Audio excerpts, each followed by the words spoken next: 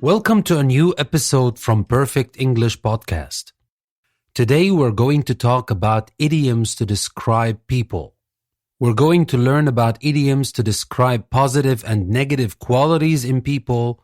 We're going to talk about idioms that have the word head in them, which are many. We're going to talk about idioms to describe how people relate to the social norm. And finally, we're going to talk about some idioms that relate to people in the classroom.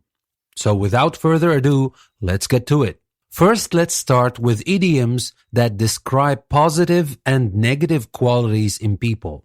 Let's start with the positive ones. We can say she has a heart of gold.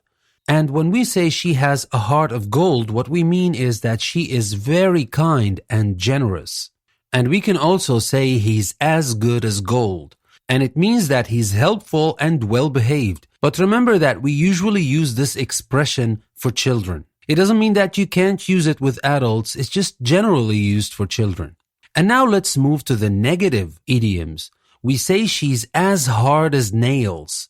When we say that somebody is as hard as nails, that means this person, he or she, does not have sympathy for others. We can also say he's a nasty piece of work. And when I say that somebody is a nasty piece of work, that means this person is so unpleasant.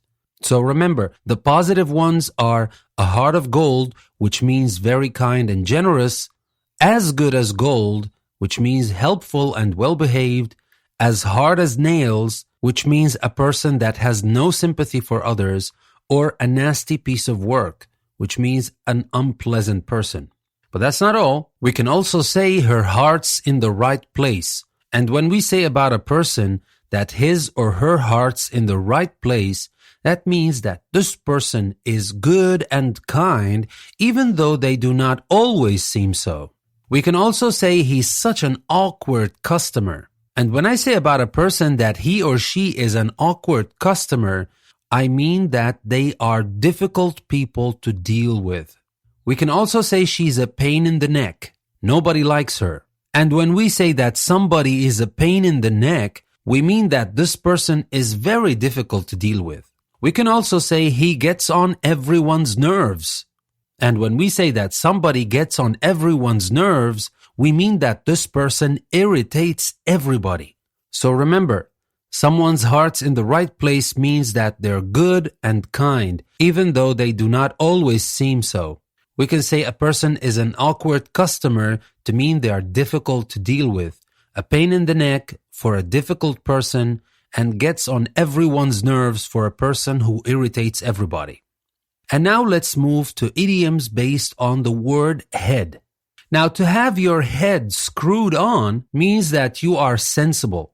If you have your head screwed on, that means you are a sensible person, although this is a little bit informal. You can also have a head for heights, which means that you do not suffer from vertigo. You can have a head like a sieve, and if you have a head like a sieve, that means you have a bad memory. You can also have a good head for figures, and that means you are good at math. And you can also have your head in the clouds, and if a person has his or her head in the clouds, that means that they are unaware of reality. And there is more to idioms with the word head. Now, to be head and shoulders above someone, that means you're much better than that person. You're head and shoulders above this person.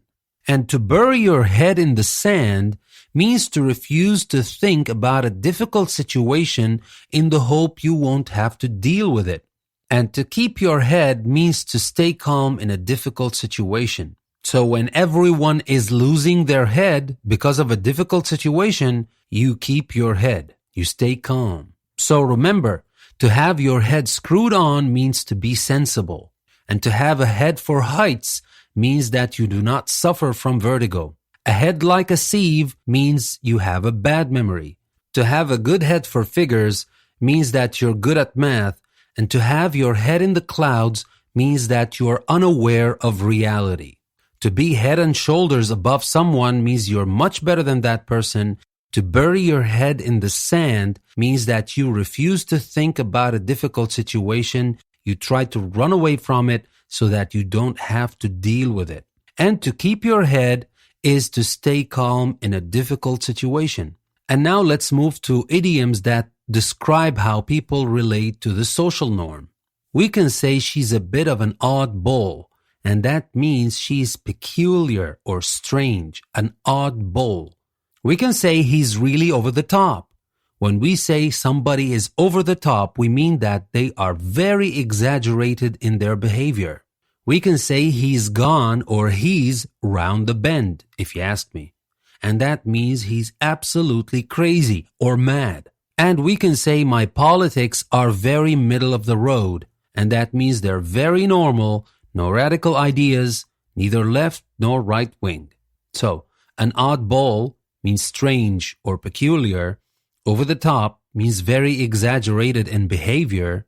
Round the bend means absolutely crazy or mad. And middle of the road means very normal, no radical ideas, no left or right wing. And finally, we have some idioms for people in the classroom. We say, for example, he's teacher's pet. And when we say somebody is teacher's pet, that means this person is the teacher's favorite. We can say she's top of the class, and that simply means she's the best. She's top of the class. We can say he is a real know-all, and that means he thinks he knows everything. We can say that he's a bit of a big head, and when somebody is of a big head, that means this person has a high opinion of him or herself. And finally, we can say that he is a lazy bones. And when we say he is a lazy bones, we're talking about a very lazy person. So remember, we can call somebody teacher's pet to mean that this person is the teacher's favorite, top of the class for the best. A real know-all we use to talk about a person who thinks he or she knows everything. A big head for a person who has a high opinion of him or herself.